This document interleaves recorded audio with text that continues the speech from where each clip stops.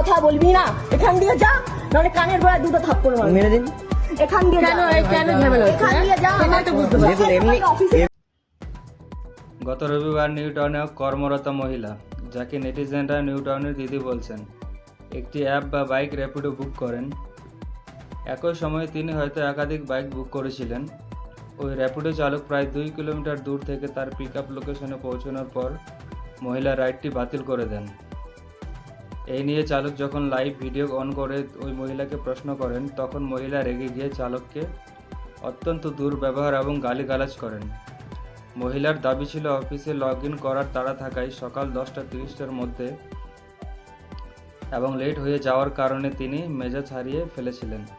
পরবর্তী ফলাফল, ভিডিওটি সোশ্যাল মিডিয়ায় মারাত্মক ভাইরাল হওয়ার পর ওই মহিলা যে সংস্থায় গত 8 মাস ধরে কাজ করেছিলেন, সেই কোম্পানি তাদের ব্র্যান্ড ইমেজ ও সুনামের কথা ভেবে গত মঙ্গলবার তাকে চাকরি থেকে বরখাস্ত করে।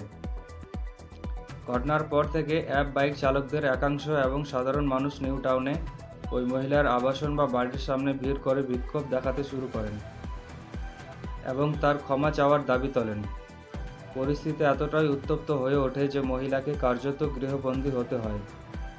পরিস্থিতি নিয়ন্ত্রণে আনতে বিধাননগর সিটি পুলিশ ঘটনাস্থলে পৌঁছায়। পুলিশ জানিয়েছে যে মহিলার আচরণ ভুল হলেও আইন নিজের হাতে তুলে নিয়ে কাউকে ব্যক্তিগতভাবে হেনস্থা বা ঘেরাও করার অধিকার কারোর নেই। বর্তমানে তার সুরক্ষার জন্য সেখানে পুলিশ মোতায়েন করা হয়েছে।